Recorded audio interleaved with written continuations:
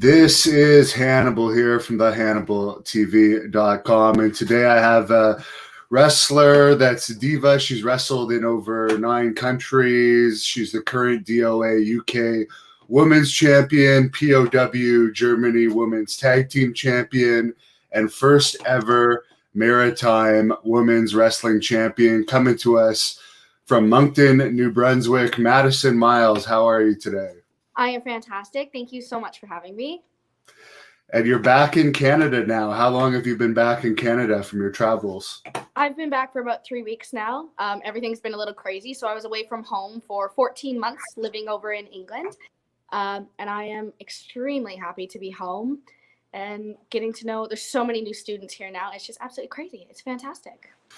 Yes, you're at a wrestling school, and I understand in New Brunswick, unlike other parts of Canada, they're actually allowing some smaller wrestling events. And there is a show coming up December the 10th that you want to tell us about. So why don't we get that out of the way now? What's this show coming up December 10th?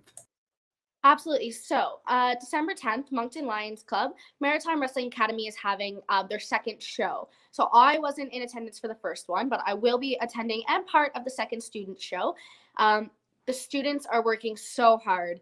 I haven't seen such dedicated students in such a long time. We get classes, they kind of come and go, but the kids this time around have been so consistent and so precise, and they're all working incredibly hard. We're doing a big seminar tonight, getting everybody ready for the show. My partner Charlie and I are doing a seminar. We're trying to kind of pass along as much knowledge as we can and kind of help them get ready for the show. So on the show, we have the main event is a women's tag match. So it is myself and our student Jana against Chantel, which is another current active IHW wrestler, and one of our other students, Mia Malik. And we also have a battle of the big guys. We have Charlie Winston versus Kirk Obey. And then what I'm really, really excited to watch is the very first ever Maritime Wrestling Academy championship match. And we have 2 of our hardest working students going up for that one. It's Bailey and Sam Shields up for that title. So those 2 boys especially have been working so hard, and they deserve it. And I'm so excited to see how that match works out. It's just such an exciting show. And like I said, everyone's been absolutely like busting their butts to get ready. And it's so exciting. It's so cool to see. Which one is the Battle of the Giants? Because I understand there's 2 large wrestlers competing on December 10th. Yes, so that one is Kirk Obey and Charlie Winston. They are they are the guest match of the show for the men. They are 2 rather experienced wrestlers on the show. So they aren't students, they're kind of our guest match, but that is our big guy versus big guy, the 2 really experienced guys against each other. So we kind of have one guest male match, and then we have a guest, Chantel and I are being the guests for the female portion of the show. So for fans that live in the Maritimes, and I know we have a bunch that watch this channel, where can they get tickets? Do they just show up and get them at the door? Yeah, so you can either get tickets at the door upon arrival. I believe they're $12 a ticket. You can message me, you can message Chantel. If you know any of the students personally, you can get them through them, but people are more than welcome to message me, and I'll get their tickets sorted. So I guess you must be involved in the behind the scenes of the event too, putting the whole event together above wrestling on the card. Yeah, absolutely. Like I said, just in the short period I've been home, I'm trying really, really hard to be involved with the students as much as I can, because I always think, I might not be the most experienced person ever, but I feel like I do have a lot of knowledge that I can help out and sort of give. And to me, it's really important, because I lose so much time with these students because I don't live here anymore, that when I come back, I try to make up for it as much as possible. So it's really cool. Peter Smith does a lot of involvement in the student shows. He kind of holds down the fort all the time. One of our wrestlers as well, Titus, very well known in the Maritimes. He does so much for these guys. I know Chantel herself really, really helps, especially with the girls. So like I said, I come home and, I feel like it's really important for me to try to be there and help out as much as I possibly can. And then, try to show the students that, even we're still paying our dues, we're still trying to show respect as much as we can. And you have to be there for everything, be available for anything. And the more kind of skilled and open you are to doing whatever you can, the better you are for the business, Now, Peter Smith, the fans know him better as Brody Steele or Brody King. Yes. He's wrestled Big Cali in India, or the Great Cali, sorry, and he's had a big career over in Europe, and he's based in the Maritimes. I don't know why he was never in WWE because he seems to have had all the tools. He's a giant of a man with a good head on his shoulders. But how has he helped you in your career? Because I know you two have worked together closely. Absolutely. So something I just figured out the other day is that Peter and I have known each other for 16 years. I'm only 20 years old.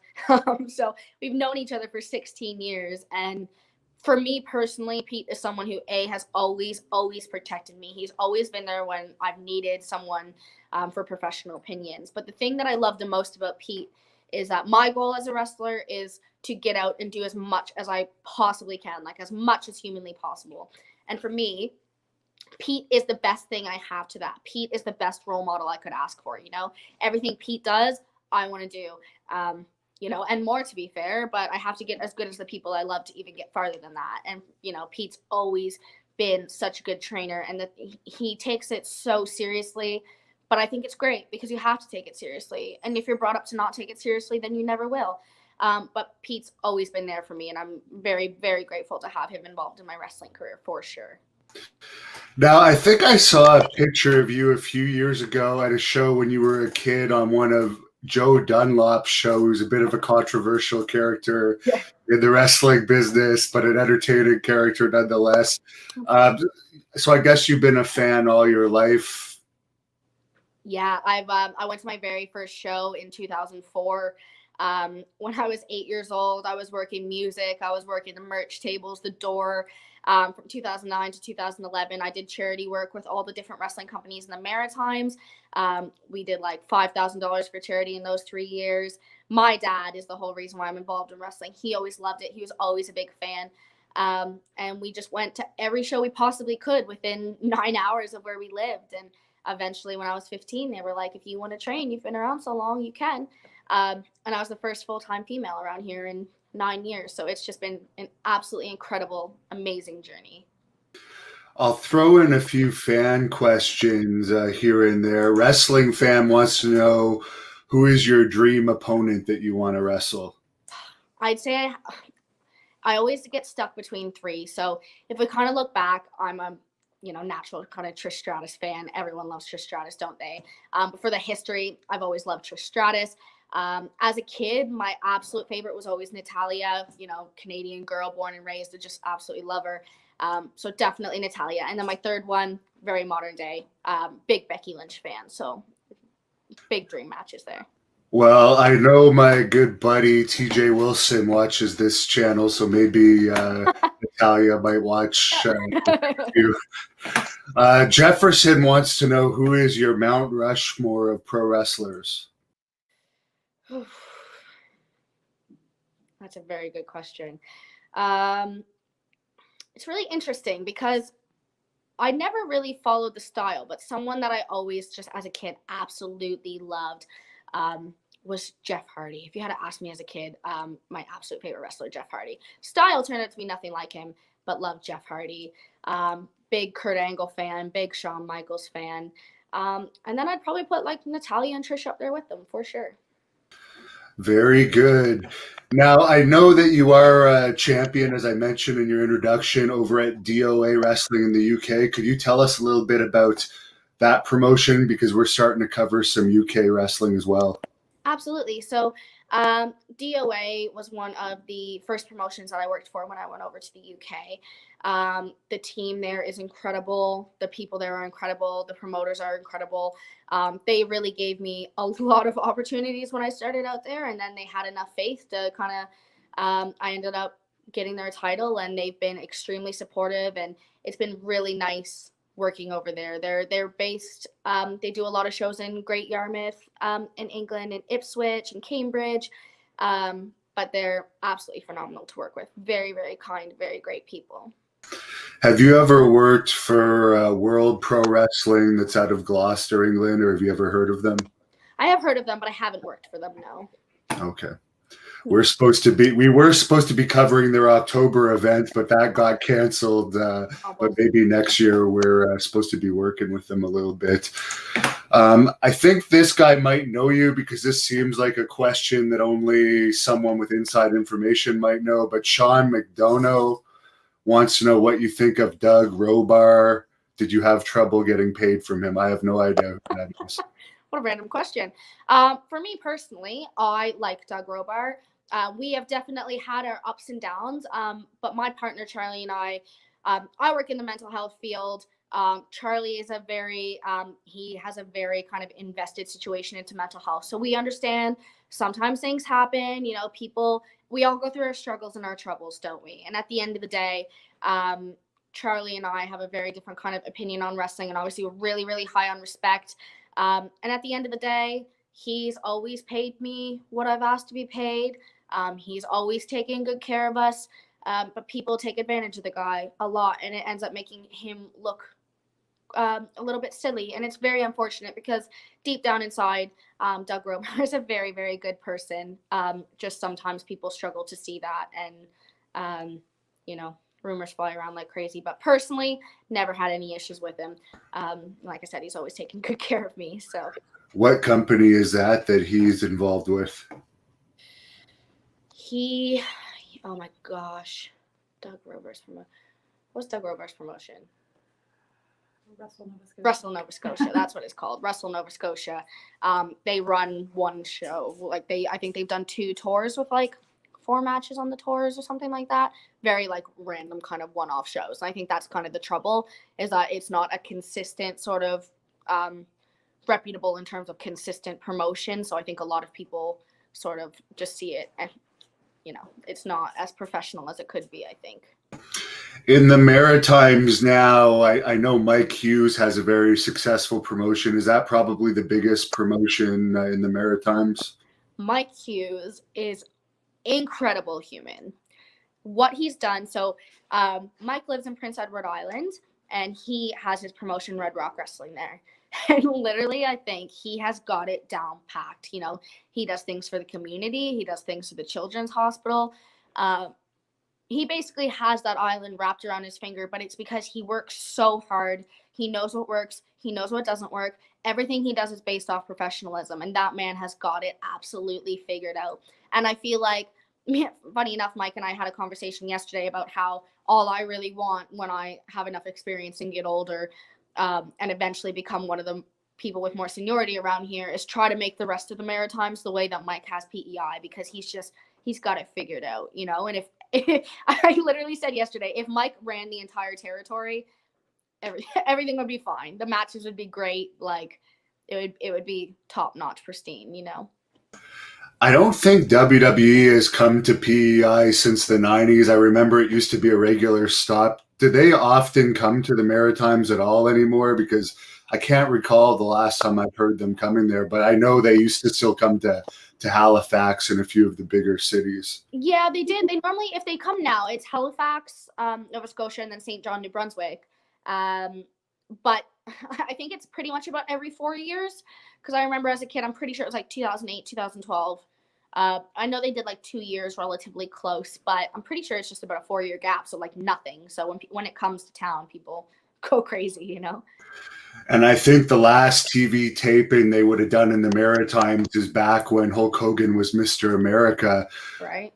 So I think actually we're hearing in the news now that they might be getting rid of live events altogether. That could be a great thing for maybe a regular Maritime promotion to pop up again in other promotions. Well, and I think too that, you know, one thing that I've kind of always said as well is, when I talk to people a lot about like my history and who I love in wrestling and those sorts of deals, that as a kid, I remember if I went to school and someone said, "Oh, I like wrestling too. I like John Cena. Who's your favorite wrestler?" I'd be like, "Oh, Brody Steele. Oh, Titus." You know, I would say local wrestlers, because as a child, I was so invested in Maritime wrestling. Like that was my everything. And I think as a child, I was a lot more entertained by live wrestling than wrestling on TV. And I did watch it on TV, but I was definitely more focused on kind of what went on right in front of my face, the people I knew, that I grew to love. So I think if they did stop house shows and if WWE didn't come here, because they're not going to do tapings here like ever. But if they did stop it, I mean, it's a huge market here. When you see WWE shows come to town, the lineups are down the street for blocks and blocks and blocks. And half of those people don't know that that wrestling locally exists. But if they did, you know, we know there's a market there for it, for sure. So I think it could definitely be a positive. Now, PWI list, everyone has their own opinion on it, but it's good that you were number 97 of the top female wrestlers in 2019. I'm going to guess you were happy to be in the top 100. Absolutely, absolutely. So last year it was actually 93, and then this year 74. So it was I know everyone has a different opinion on it, but I was that kid who every time PWI would come out every single year, my dad and I would drive store to store looking for the magazine. So the child in my heart was just absolutely starstruck with it.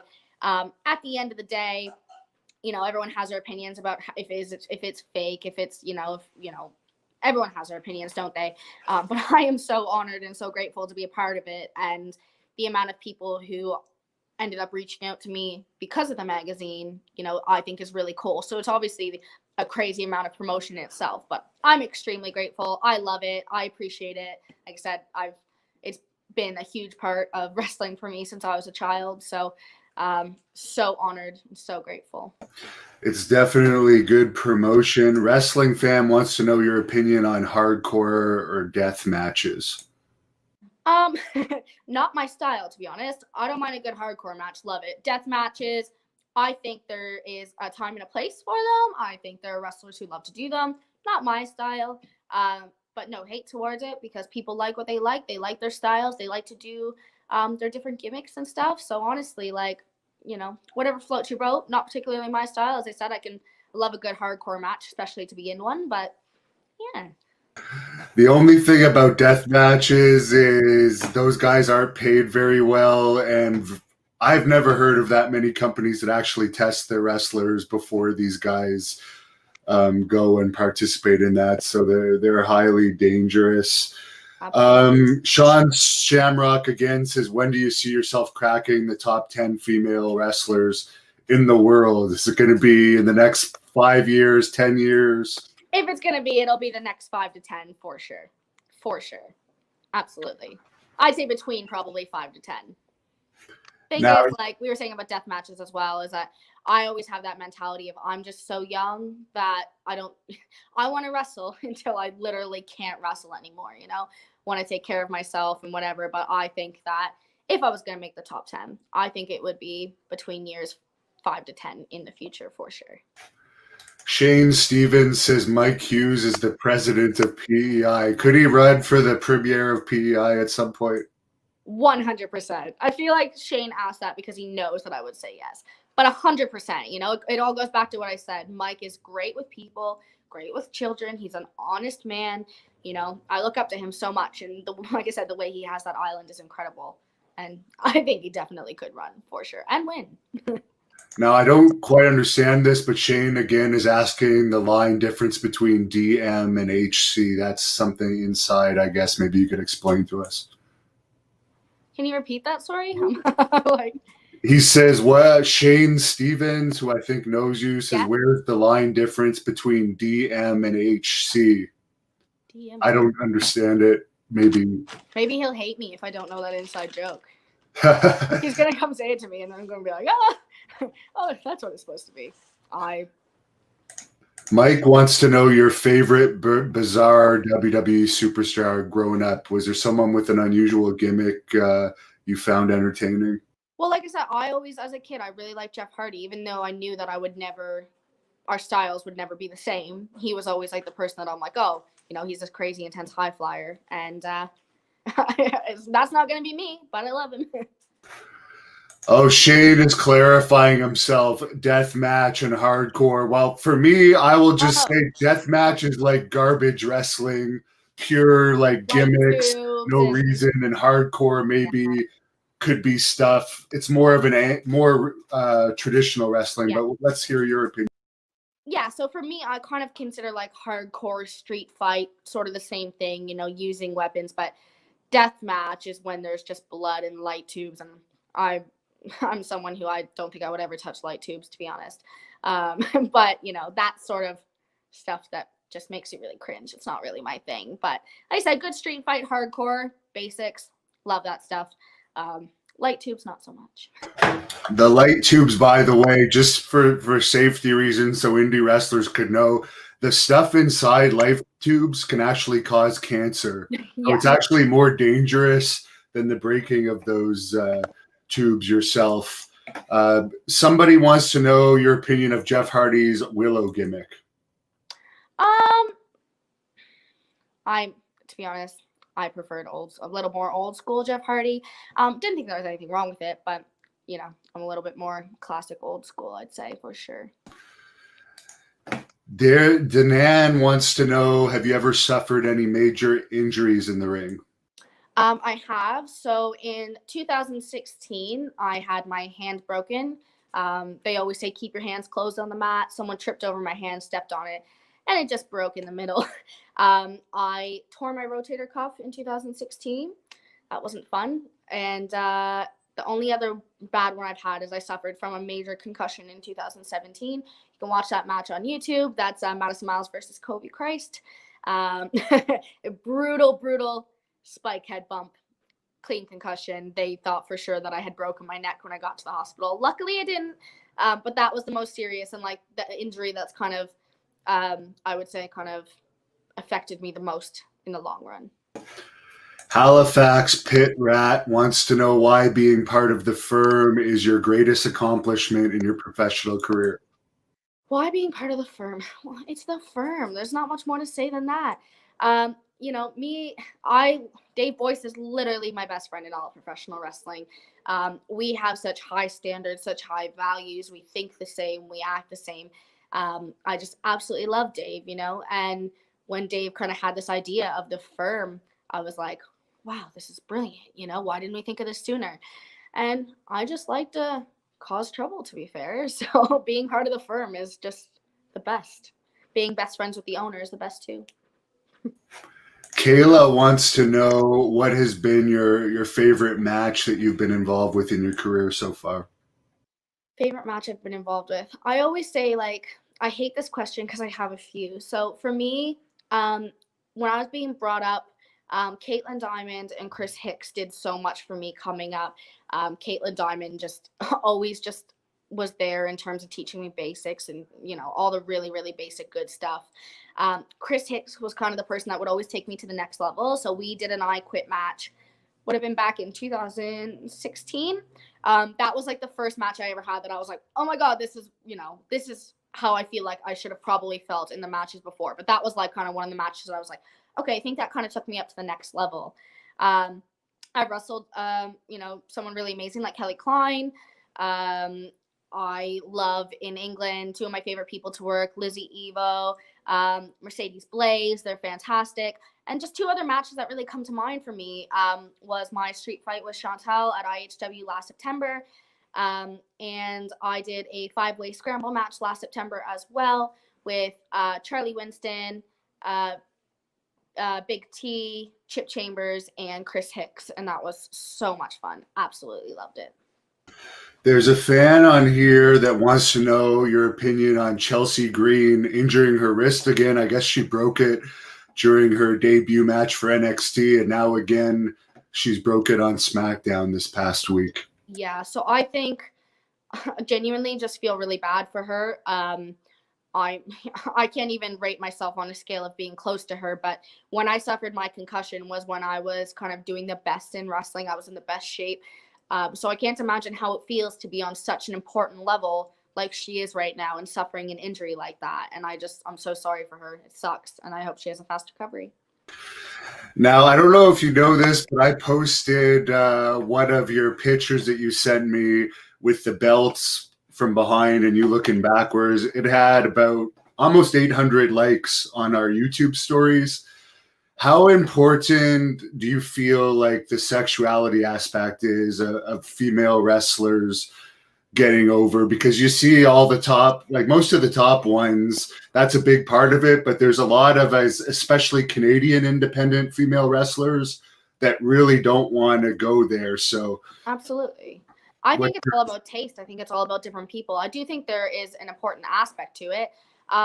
For me, you know, for that photo, for example, where I'm turned around like that, for me, that's my asset. Oh, look, there's Pete there. Hey, Dave. Hey, nice to see you. There's the man that fought Great Khali in front of 70,000 fans in India. And I'm still kind of dizzy from it. How are you doing today? Yeah, I can't complain. I work a night shift, so I'm just kind of getting up. So it takes me about an hour or two to actually get up, right? Like what are we called now? Homo erectus, and move around. I'm more Cro-Magnon man at this stage of the day. Maybe you're old. Perhaps. You're looking lean. Not really lean, but I'm strong. I'm really training hard. I got my deadlift up to 600. I'm back on the squat rack. So yeah, for my age, I'm actually feeling pretty decent in the gym these days. Do you have anything to say about this young lady since we got you on camera? Yes. Let me pull a chair up. Uh-oh. This could take a while. Oh, no. I think that Maddie, from the time she was 15 years old, has become the biggest star in the Maritimes. I don't think there's any intelligent way to argue that. Since there's a bump on ticket sales every show that she's at. All the fans know her. She's kind of got a broad appeal outside of the industry too, especially because of her story, being so young and being considered the first to do a lot of things around here. So, you know, my daughter goes to middle school, and Maddie's a household name there, and we're 2 hours away from her home city. So, yeah, Maddie's had a huge impact on wrestling here, and she's kind of carrying the flag for me and Mike Hughes now of going outside of the Maritimes and really, really pursuing this. You know, when she's said and done, whether she's got $1 million in the bank or 10 cents, she won't be able to look back and wonder whether she actually gave it her all, because she's given it, she's living it. And well, you know, Devin, you with your trips into Puerto Rico and England, like you know what it's like to just say, okay, I'm going to take this chunk of my life, and it's all about wrestling, everything, no stone unturned. And that's what she's doing now at a very young age. I mean, how old are you now, Maddie? 20. So you've been basically traveling the world since you were 18? Yeah, I mean, I went overseas for the first time, but wrestled in other countries when I was 17. So see, wrestling crazy. For 5 years and then internationally for 3. Think about how young 17, 18 is to be, you know, you're still living at home essentially, but you're not. You're traveling the world. That took a lot of guts, and I really admire that in Maddie. And it's funny because about 3 years before that, when she just started training, I remember Dave Boyce was doing an interview with me, and he said it doesn't look like any Maritimers are really picking up the mantle of what you and Mike Hughes and Rene Dupree and Robert Maillet have done, and really, really giving it your all for wrestling and traveling the world. And I said, well, maybe Maddie will be the next one. And I wasn't sure, but she certainly has been. So we're all proud of her, and she's not just good at getting to places. She goes to places and gets over because she can work. When we say it's like a career, isn't it? It's like you said, investing their whole life into it. Yeah. And at some point you may decide that's not your job anymore. That might be, who knows, but that might be 30 years from now. But, you know, while it's your job, you could just give it your all. Thanks, Pete. You're welcome. I think we have the Bambi Killer watching this right now, who I know. Hey, Chris. First, we'll attest to it. She became a big star in Germany immediately. She won a world title tag championship over there, and yeah, he liked her right from the start. It's one of the absolute that is probably my favorite promotion that I've ever worked for. You know, the amount of professionalism that they have, and the fact that I always know that when I go, for me, I feel like I'm the small fish in a big pond. I know that I'm surrounded by people I'm going to learn from people who are, you know, so many years above me. And I always just know that there's so much knowledge and in that locker room that I'm so grateful for that opportunity, for sure. Yeah, I'll mimic that. It's my favorite promotion that I work for now. And they've probably taken years off my life from beer consumption because when we go out and you get the beer in the big steins like this, you know, the next day you're thinking, geez, I feel awful, but I only had like 7 beer, but the 7 beers are this big. So. Not wrong.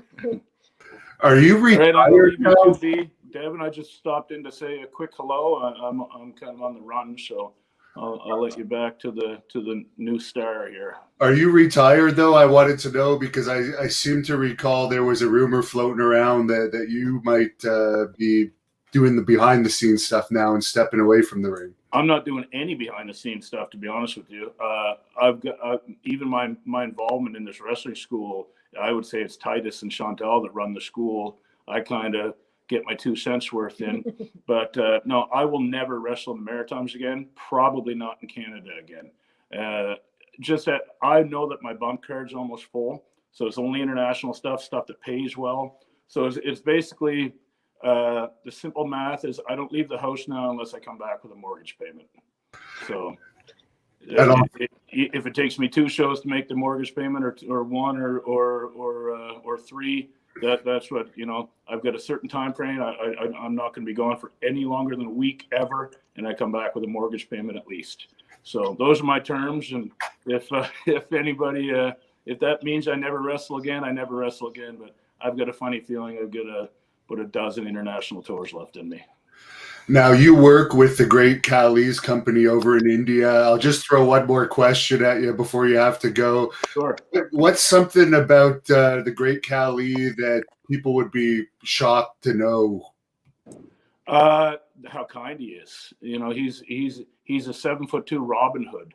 You know, Cali will literally walk into a community and talk to the poor people, the homeless people living by the rivers, and you know, washing their babies in the river, and you know, having no indoor plumbing, scrounging for food. He'll walk into those communities or send his people in to survey them and figure out what kind of industry they would like in their town. And he will literally go in and build an industry to put all the people to work. You know, and yes, he's a capitalist and he makes money from it too, but he's literally taking people out of tents and putting them in apartments and homes.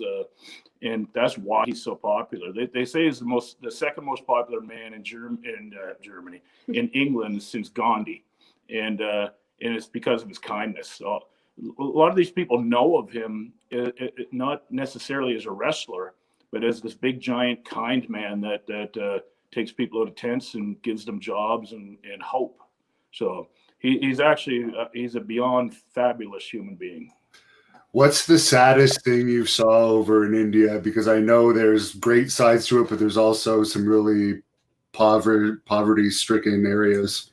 I've seen a lot of babies walking along, well, you know, not walking, but with you know, without diapers and shit running down their legs. I've seen a lot of people carrying family members because there's no wheelchairs in the country. Wheelchairs are very, very difficult. They don't have their health system isn't fully socialized like us. So, you know, if you're getting by on a couple bucks a day and you've got a crippled brother that needs a $5,000 wheelchair, you don't get the wheelchair. So that brother's wheelchair is your back and you're his wheelchair for life. I see that a lot. You know, people walking through traffic with a handicapped person, you know, and very often they have the same facial looks. So you can tell it's a family member. So basically, some people's life is in indentured servitude to a handicapped sibling or son or family member of some sort. It's horrifying when people begging for food in the streets. They're always yelling at me because I feed there's a lot of stray dogs, and I don't know how much you love animals, but I'm always feeding the stray dogs. And I did a movie in Bollywood a couple of years ago, and there was like 20 stray dogs that were hanging around, and I was getting extra. I was asking catering to bring me 2 meals instead of 1. I lied to them and said because I need 2 meals because I'm big, and I would give 2 meals, 1 meal to the dog and eat the other meal myself, or dogs. And that pack of within 2 weeks, that pack of 20 dogs was about 50 dogs, and everywhere I was, they were. And people kept saying, "I told you not to feed them." And so they're hungry, and you know, I'm leaving in 2 weeks. They'll still be a nuisance to you, but at least they had 2 happy weeks, eating pie every night. Rex has a question for both of you. I know Peter's got to go, but I know Peter probably has something to say about this. He wants to know how you both have coped with the lockdown situation.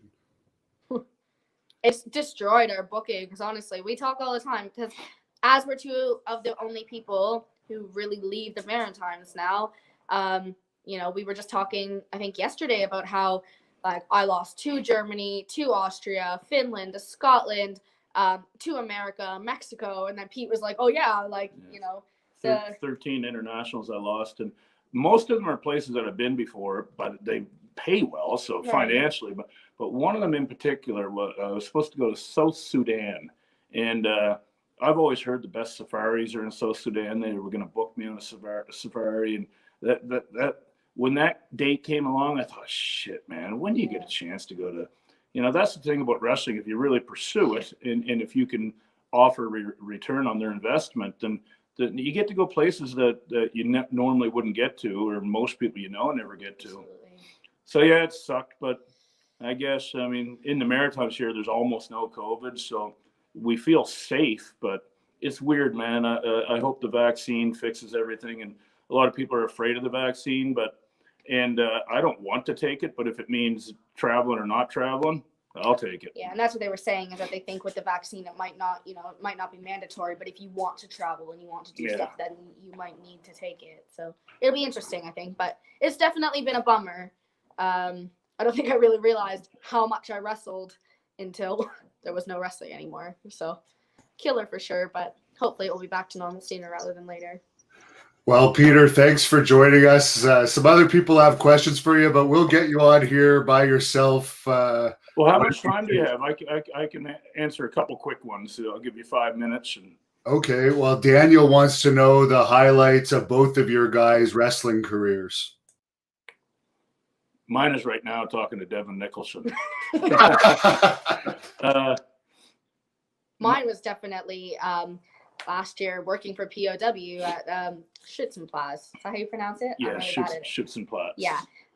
When we had won the women's titles and the venue was sold out, it was packed, it was incredible. And I'll never, ever forget that feeling. It was one of the most surreal, incredible nights ever, just because the crowd was on fire in a different country, legendary venue, legendary workers in the locker room. Probably my top favorite for sure. For me, I'm going to say it was winning the British heavyweight title from Robbie Brookside in 2007.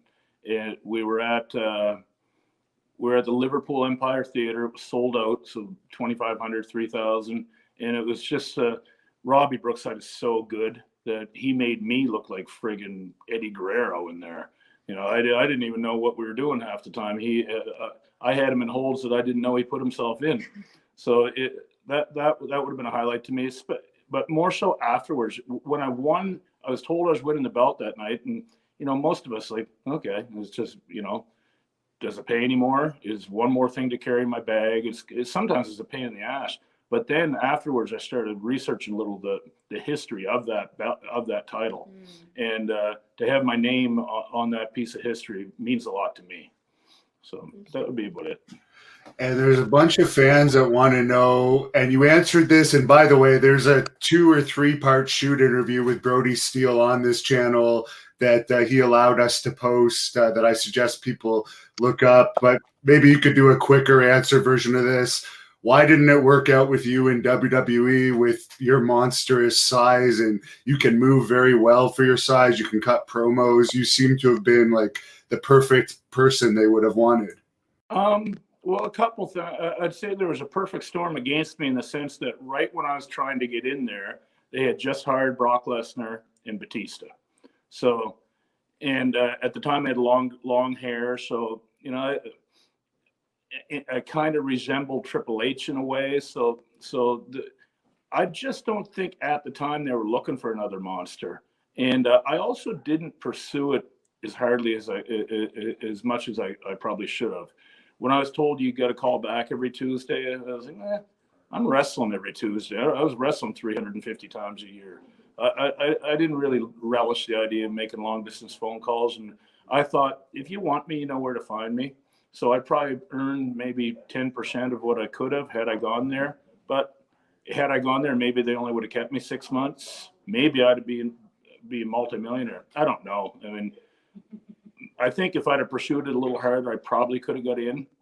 But at the same time, they just hired Brock Lesnar and Batista, who they had already invested a lot of money in. They're around my size, and I thought that at that time they were kind of shifting towards the John Morrisons, and I think they only wanted a few big guys and wanted to really get into the flippity floppity guys. But whatever. To be honest, I try not to have a lot of regrets. I wish that I'd have signed for a couple of years, as I'm sure you do, Devin, and I'm sure you do as well.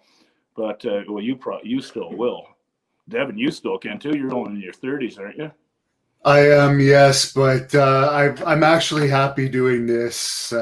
Less control. Although the big money, if it was a Brock Lesnar, so not a development contract. Yeah. But John wants to know if you ever wrestled Grado over in the UK. Never met him. But I was in the, see, he was always in Scotland, and I was usually down south. So I watched what he did though, and he because British wrestling was kind of going down at that time, and he brought that character aboard, and he basically turned Scotland from a non-entity to a huge touring country. So yeah, I don't know him. I don't know much about him. I've heard that he's a good guy from the people that know him well. But and I'm not a big fan of that type of style, to be honest. What I've seen, I'm not a big fan of. But it doesn't matter what I'm a fan of, because that guy was putting 3,000 and 4,000 people into buildings that weren't getting 100 people a couple months before. So something worked. So fair play to him. And what happened with you in Puerto Rico? From what I understand, IWA was going to give you a big monster push, but was it just that you got sick or something the first couple weeks? Yeah, well, the first night, my heart went in the ring. So I was, they gave me CPR in the back room. And funnily enough, Invader, the prick that killed Bruiser Brody, was still on one knee. They couldn't fit the blood pressure thing around my arm. So they had to cut my boots off and put it around my ankle. And they're giving me oxygen. Then they told me, we think you've had a heart attack. And Invader was on one knee. He says to me, amigo, can you still do the run-in? It's like, I can't do the fucking, I think I'm dying here. No, I'm going to have to miss the run-in. So he wanted me to go and get hit by with 10 steel chairs. So Mike Hughes got to do it instead.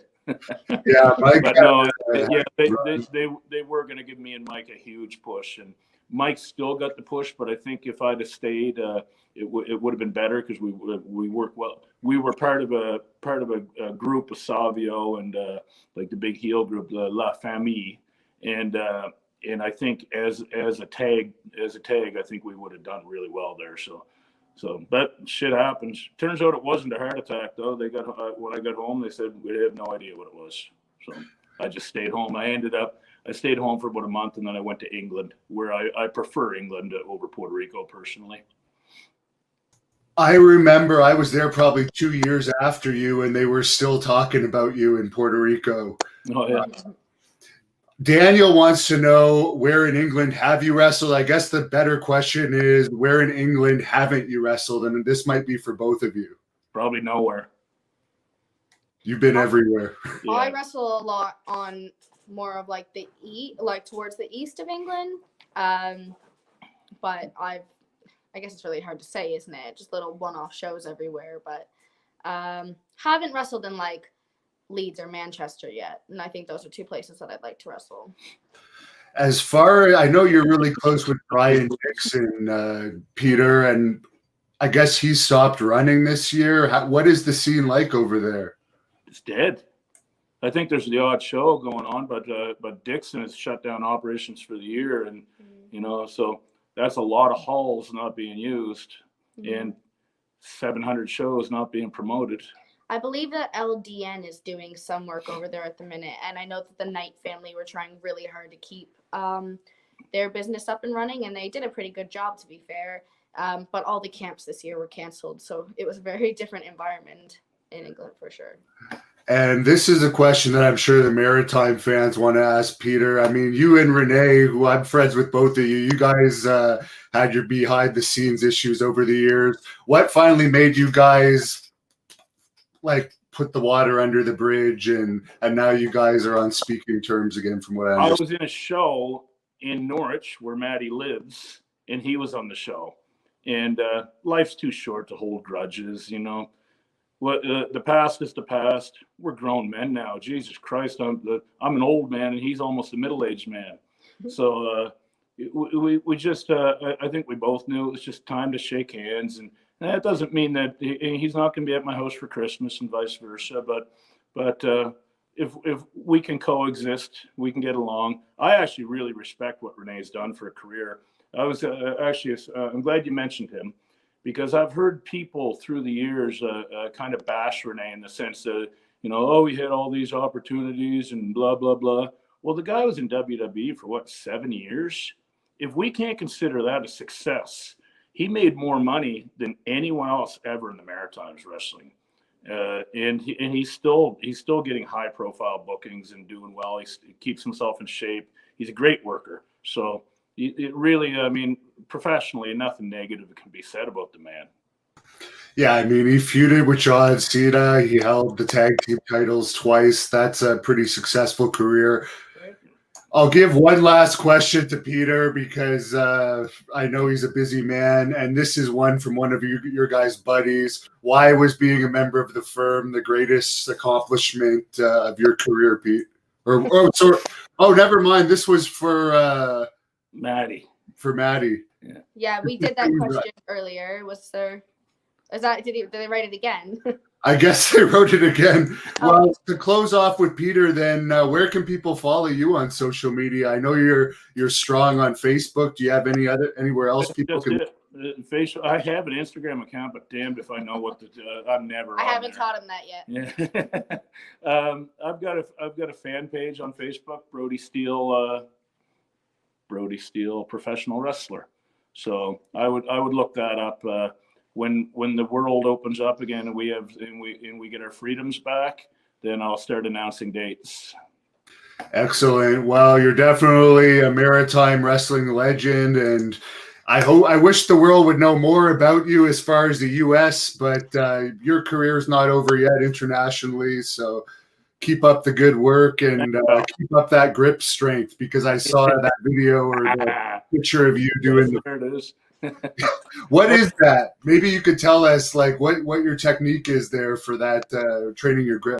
Well, funnily enough, just 2 days ago, I attempted a 260-pound one-hand deadlift with a the end of the barbell, the Olympic dumbbells, Olympic barbell, so the thick side, the slippery side. So the world record in that is only a little over 300. So I put I can't remember if it was 260 or 270. And I put that on, and I did one easy rep with each hand. So I might give a go at that record. But also I'm working on pinch power. So it's kind of that muscle in your hand, the thumb muscle. So I take two plates, metal plates, and place them facing in together with the smooth side out. The rubber plates don't work; they have to be metal. And then you just trying to figure out what my hands are on the camera here. You just pick it up like this, just with the pressure of your hand, and lift it off the ground. And the 45-pound plates, there's only a handful of people in the world that can do that. I did it 15 years ago, but I can't quite do it now. But within a couple of months, I'll be doing it. The 35-pound plates I can hold for about 25 seconds now. So I'm real close. In other words, you could explode somebody's face with a punch with that the side of your hands. Well, it takes me about 5 minutes to train my grip at the end of a workout. So it's not time consuming. It's easy. It's fun. And I like to have daily challenges. So I always time myself in these grip things that I do. So I've got I'm always trying to beat it by 1 second, and I try to beat it by 1 second every time. And eventually I'll be putting up some good numbers. Very good. I'm going to have to start training that. Well, I thank you a lot for dropping in. There's a bunch of fans that also say they appreciate you dropping in. So keep up the great work over there. Yeah, no problem. It was good talking to you, Devin, and hopefully we'll get together after Christmas and maybe have you on a show. Yeah, we're looking at covering one of the Maritime events for the Hannibal TV one of these days. So hopefully that can work out once this craziness ends. Yeah. Okay, buddy. Thanks a lot. Yeah, no problem. I'll Can we leave get it a with bicep pose from you? Wrong way. Nice. There we go. I don't know if the camera's big enough. Cheers, pal. Thanks. So Madison, we were just talking to Pete about why it didn't work out for him in WWE. Obviously, you're in your early 20s. Very good chance you can still sign, but you did have one tryout with WWE, I believe. Could you fill us in on what happened and how you got that tryout? Yeah, absolutely. So, in terms of getting the tryout, it was a bit random, to be honest, and I was only filled in that I believe that Asylum may have put my name forward. That's the only kind of hints I've heard. Aside from that, haven't really heard too much about how that happened. In terms of going there, it was amazing. It was so cool. Very, very grateful to be there. I didn't do as well as I thought I was going to, but I just wasn't prepared at the time. I wasn't in a great state mentally. And I remember thinking when I got the notice for the tryout, I was like, this is a really random time for this to happen in my life. And I was like, at the time, I was like, I just wish it wasn't now, because I knew I wasn't ready.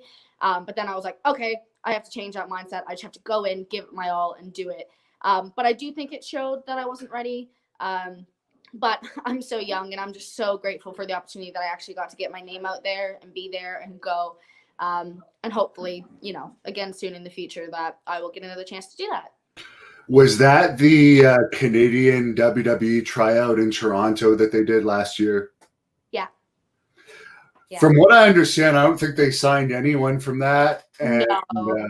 I think it was probably more of just a trial, because I know there was obviously rumors about NXT Canada. Obviously, they have NXT UK. So I personally think that they just kind of probably did it here to see who they had for talent, who they had for kind of potential. I believe that's probably what they were doing. But yeah, I don't, not that I've heard that anyone's gotten signed off that tryout. Yeah, because I mean, nothing against this guy, but they had a guy that supposedly was going through cancer chemotherapy. It's like, God bless him, but they're not going to sign anyone like that. So it seemed like it was looking for future talent and also a publicity thing, because it was SummerSlam weekend. Did you see Lady Yasmin from Great North Wrestling with that tryout? Because I know yeah. Any thoughts on her, because she's really popular on this channel? Oh, bless her.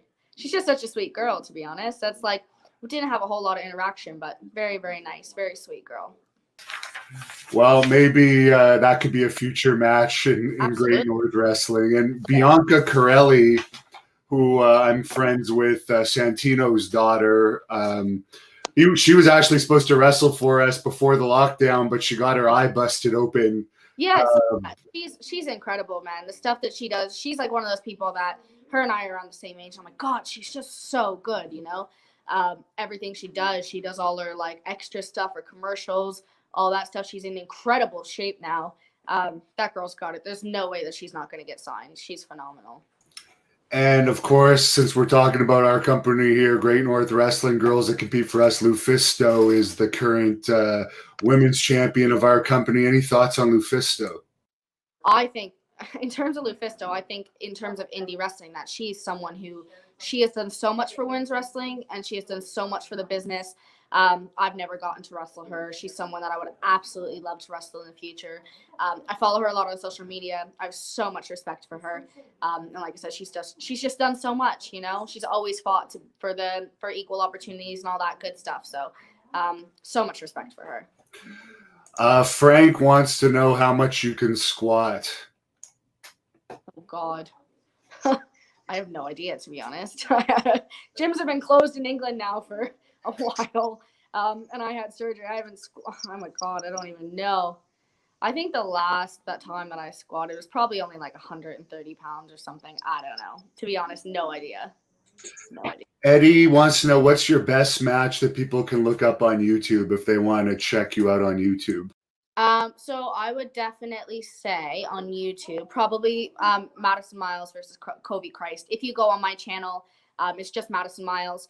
In the video section, if you look at the most popular, it's number one with like 7 million views. That's definitely probably my best and my favorite match on there. 7 million views. That's quite an accomplishment. Yeah, super cool. That is the one where I get my major concussion, though. So I don't know if it's because it's a great match or because that's where I get my concussion. But 7 million views is 7 million views, right? Simon Ritchie, I like your profile picture there, Clockwork Orange. He wants to know if you saw the Dark Side of the Ring Fabulous Moolah episode and what you thought about it. I haven't. I haven't actually seen any of Dark Side of the Ring yet. For the last few months, we've literally just had Netflix, nothing else. And I'm really someone who I don't enjoy watching stuff on my phone. But since coming back to Canada, my dad, I believe, has it recorded. So that was actually on our bucket list when we came home, was to watch it. Eddie wants to know what match made you the happiest. What match made me the happiest?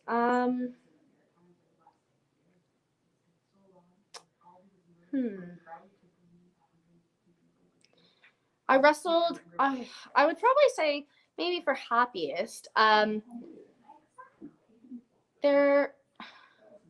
Last year IHW did a women's tournament. At the time we had sold out the venue.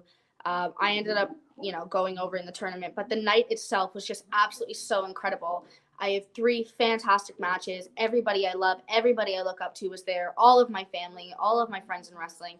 And I just remember that night after the show, like I was just on fire. The feelings I had, the happiness, everything like that. So I would just say the women's tournament in a whole, but that just whole night was incredible.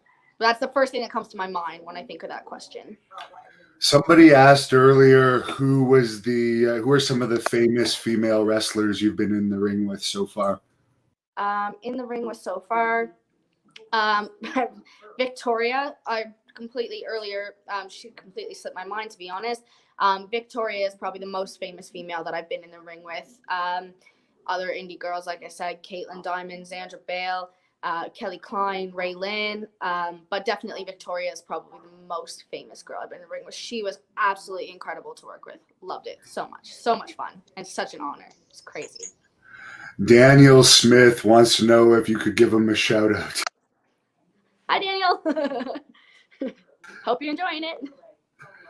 I guess as far as you going back to England, it's going to depend on when the lockdown restrictions end. Yeah, so I live over in England right now. I'm on a visa there, but at the moment, so we were supposed to go home on the 24th of November, and England went back into lockdown, and then we switched our flights again. So now I'm here until mid-December, but mid-December, everything looks good. The airlines have just confirmed our flights and all that stuff. So unless something drastic happens, I'll be going back around mid-December.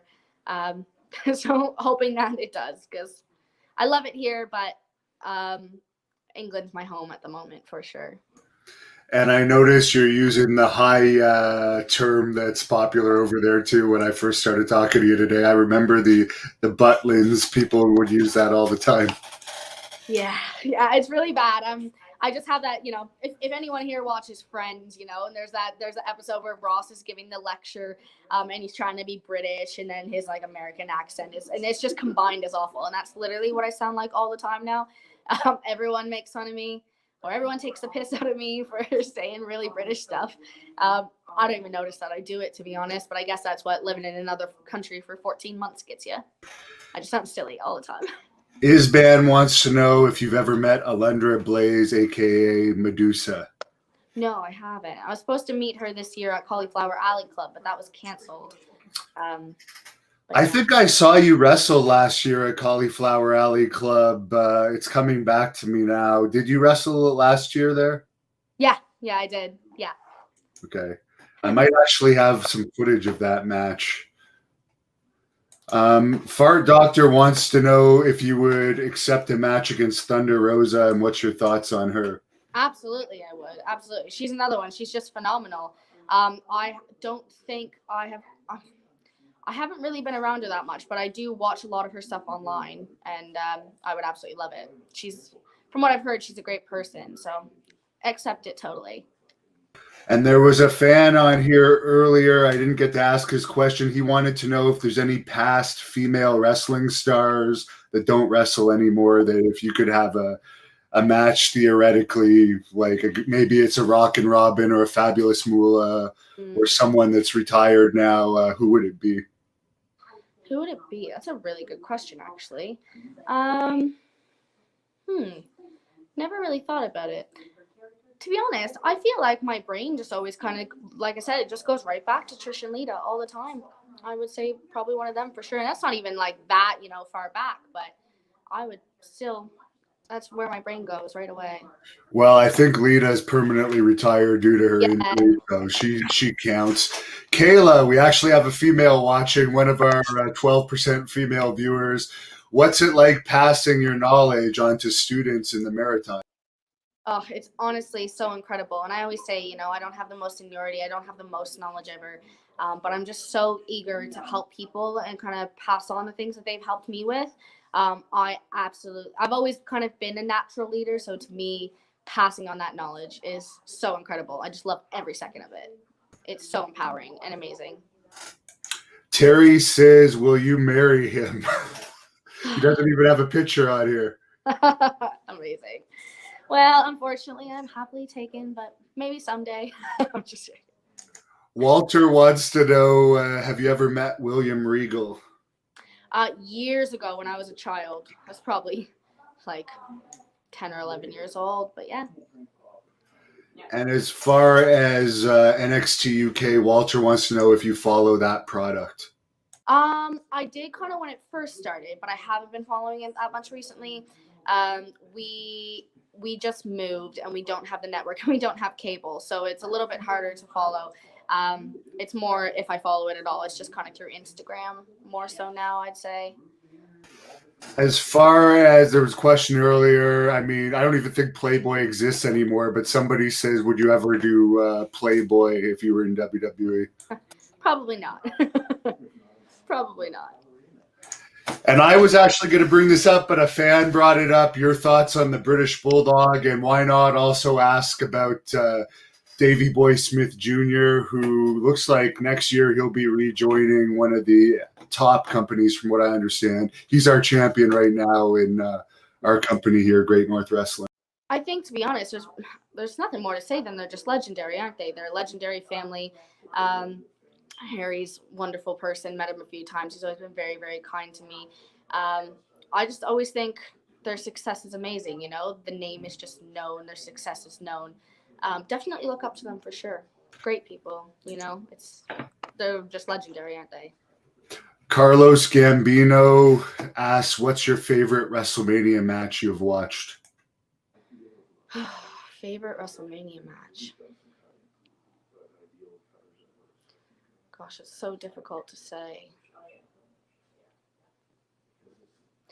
To be honest, I really, really, really, really enjoyed Becky Lynch and Charlotte Flair. I know it's like so, in the times, but I just loved it, honestly. What do you think of Selena Vega's release last week over, I guess she's making more money on social media, so she didn't want to close her account. So she got fired. They were warned about it, and she chose. I had heard that she had gotten fired, but to be honest, I haven't really been following it that much. I do always feel for anyone who gets released, right? I mean, it's the biggest company in the world, so anytime that someone's released, it's really unfortunate for them. But she's very popular. She's a good wrestler, so I'm sure that she'll do fantastic things. Thoughts on Ronda Rousey, a fan is asking. Any thoughts on Ronda Rousey? Supposedly she's back training to get back in the ring again. I didn't even know that. I think what's really cool about Rousey is you train someone in a sport that they grow up in, they train, they do it. That's what their body knows. And it's not easy switching to another sport. So absolute mad respect to her for being able to do that, for sure. I just really, really cool, I think. Dave wants to know, what was it like wrestling James Ellsworth? It was good. To be honest, it was easy. You know, a lot of people talk about Ellsworth, and the way that they talk about it, my kind of experience wasn't that much different. But the match itself was easy. Everything was fine. Match was safe. So it was really cool. Crowd loved it. As far as AEW, Daniel wants to know what are your thoughts on AEW? I think it's really cool how, you know, everyone at the end of the day kind of took a stand, and they're like, you know, we're going to create this product that we love and that the people that we love, you know. I'd love to go there. I'd love to be a part of it. I just think what they're doing is really great. I think the kind of diversity they have there is fantastic. I think it's wonderful, personally. What are your thoughts on Paige, who I guess she was the victim of a home invasion last week, but overall thoughts on her and her movie and so forth? To be honest, so like I work with the Knight family a lot now, and the family themselves are just incredible people. They're phenomenal. Paige, it's really unfortunate for the things that she's been through and the things that she's had to deal with. But, you know, at the end of the day, the girl made history. You know, she, in her run in WWE, she did so much that no matter what, now she's going to go down in history as a legend, you know. And I'm sure it all stems back to the fact of how great her family is. And I'm very honored that I get to work with them a lot now. And as far as social media, if people want to look you up, I know you're on Facebook. Yeah, where can people follow you? Facebook. So Maddison Miles on Facebook. My Facebook page is also Maddison Miles Professional Wrestler.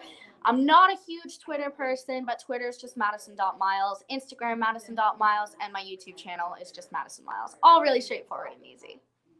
Well, excellent. Thanks for joining us. And we got a bit of a treat there with Brody Steele. Yeah, he dropped over. I'm just seeing now that he just dropped over the posters for a student show. So, oh, very good. Let's give this show another plug for people that are just joining us. Now I feel like Pete not knowing where to show the camera. So, like I said, we have our women's tag match. So, me and Jana versus Chantel and Mia. And then this is our guest match for the show for wrestlers with more seniority, Kirk Obey and Winston. And then, like I said, we have our first ever Maritime Wrestling Academy Championship, which is going to be really cool. We have Bailey Blaze and Sam Shields. Like I said, two absolutely hardworking students. And then we've got some guests on the show like Kobe Christ and then some more students. So like I said, absolutely fantastic. That's December 10th at the Moncton Lions Club. Everybody's been working really hard, and I think it's so important to support the new students coming up. Get your wrestling fix. You know, it's so important, I think, to support local wrestling and to support the people that are coming up. If you want to get tickets, you can get them at the door, $12 each, or you can private message me, or if you know any of the students personally, they all have tickets on them as well. Now, I love to put people on the spot on this channel. Could you close this interview off by giving us a promo for your match December 10th at the Moncton Lions Club? Oh, no. Well, to be honest, the thing is, so at the end of the day, you know, I'm the sensational Maddison Miles. I rule this territory, and I'm picked the best student that I could possibly find, Jana Lee. She's big, she's strong, she's tough, she's smart. And you have little tiny Mia Malik and Chantel. They don't stand a chance. That was awful.